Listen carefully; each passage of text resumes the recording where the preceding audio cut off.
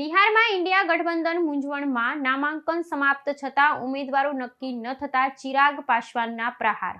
કેન્દ્રીય મંત્રી અને લોક જનશક્તિ પક્ષના પ્રમુખ ચિરાગ પાસવાને બિહાર વિધાનસભાની આગામી ચૂંટણી સંદર્ભે વિપક્ષી ઇન્ડિયા ગઠબંધન પર આકરા પ્રહારો કર્યા હતા। તેમણે જણાવ્યું હતું કે વિપક્ષી જૂથ ઉમેદવાર પત્રો ભરવાની પ્રક્રિયા પૂરી થઈ હોવા છતાં હજુ સુધી બેઠકોની વહેંચણી અને ઉમેદવારોના નામો નક્કી કરી શક્યું નથી। તેમણે ભારપૂર્વક જણાવ્યું કે ગઠબંધનના ઇતિહાસમાં આ પ્રથમ વખત છે જ્યારે કોઈ રાજકીય જોડાણ ચૂંટણી લડવાની બેઠકોની સંખ્યા નક્કી કરવામાં આટલું મૂંઝાયેલું અને વિલંબિત જોવા મળી રહ્યું છે।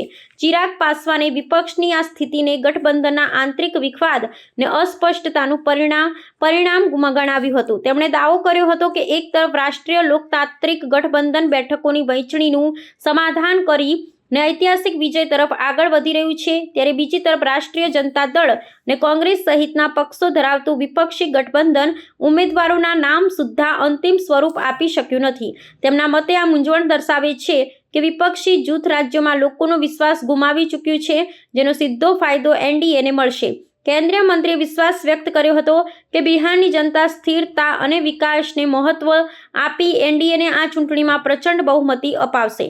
તેમણે ભારપૂર્વક જણાવ્યું કે એનડીએ તમામ ઘટક પક્ષો વચ્ચે સૌહાર્દપૂર્ણ વાતાવરણમાં બેઠક વહેંચણીને આખરી ઓપ આપ્યો છે, જેમાં ભારતીય જનતા પક્ષ અને જનતા દળ 101 બેઠકો પર, જ્યારે લોક જનશક્તિ પક્ષ રામવિલાસ 29 બેઠકો પર અને અન્ય સહયોગી પક્ષો 6 બેઠકો પર ચૂંટણી લડશે।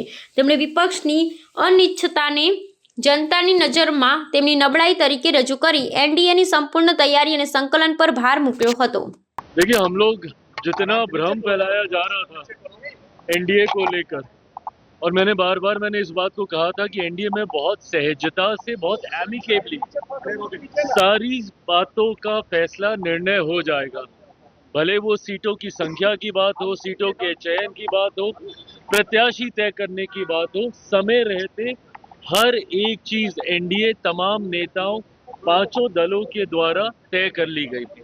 पर वही ताज्जुब इस बात का, और मुझे लगता है कि शायद ना के बराबर कोई और दूसरा ऐसा उदाहरण इससे पहले के किसी और चुनाव में होगा, जहां पे पहले चरण का नामांकन समाप्त हो जाता है और दूसरे गठबंधन के द्वारा सीटों के चयन तो बहुत दूर की बात है, संख्या तक की घोषणा नहीं हो पाती है। ये दर्शाता है कि किस तरीके का सरफुटव्वल महागठबंधन के भीतर चल रहा है। अगर ये लोग संख्या तक तय नहीं कर पाए तो सीटों का चयन और प्रत्याशी का उतरना तो बहुत दूर की बात है।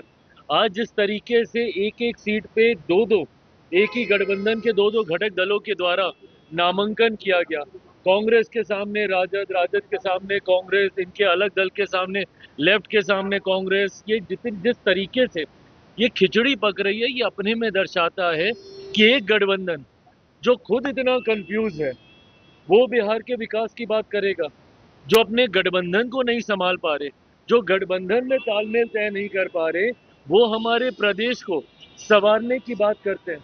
और वहीं दूसरी तरफ हम लोगों ने तो प्रचार भी शुरू कर दिया। हमारे गठबंधन के कई प्रत्याशियों का नामांकन, जितने पहले चरण के थे उन सब का नामांकन हो गया। दूसरे राज्यों से हमारे स्टार प्रचारक वो आके यहाँ पे चुनाव प्रचार उन्होंने शुरू कर दिया। मुख्यमंत्री नीतीश कुमार जी स्वयं, जिनको लेकर महागठबंधन क्या क्या अफवाहें नहीं फैला रहा था, उनके स्वास्थ्य को लेकर, उनके बारे में अलग अलग तरीके की भ्रमित बातें करना, सबसे पहले प्रचार किसी ने शुरू किया तो मुख्यमंत्री नीतीश कुमार जी ने शुरू किया।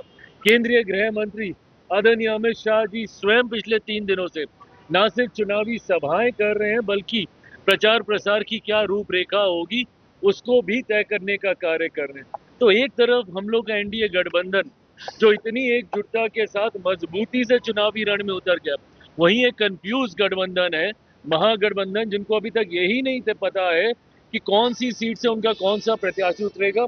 इसीलिए विश्वास के साथ मैं कहता हूं कि एक ऐतिहासिक जीत की ओर एनडीए गठबंधन अग्रसर हो रहा है, बड़ी जीत के साथ। 14 नवंबर को हम लोग सरकार बनाएंगे। हाँ,